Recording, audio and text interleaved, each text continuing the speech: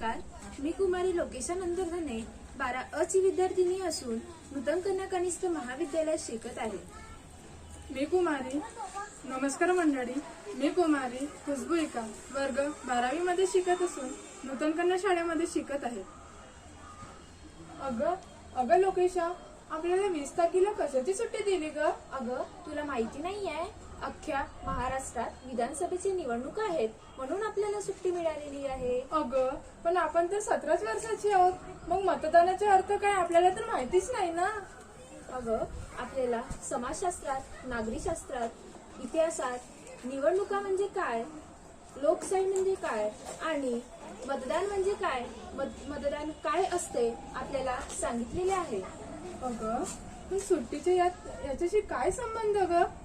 अगं, आपण तर नाही, पण आपले आई बाबा, काका काकू, शिक्षक हे आपले मतदान कर्तव्य बजावण्यासाठी नाही का जाणार?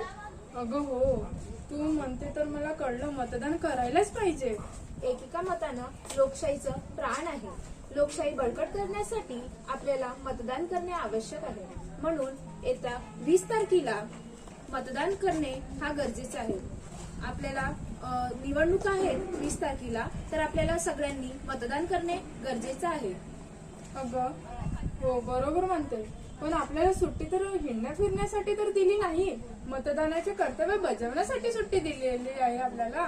हा, म्हणूनच चला तर मतदान करूया आणि देशाचा विकास करूया। हा, आणि लक्षात असू द्या मंडळी, येत्या 20 तारखेला मतदान करायचंच आहे। हा मंडळी, 20 नोव्हेंबरला नक्की मतदान करायला या। नमस्कार।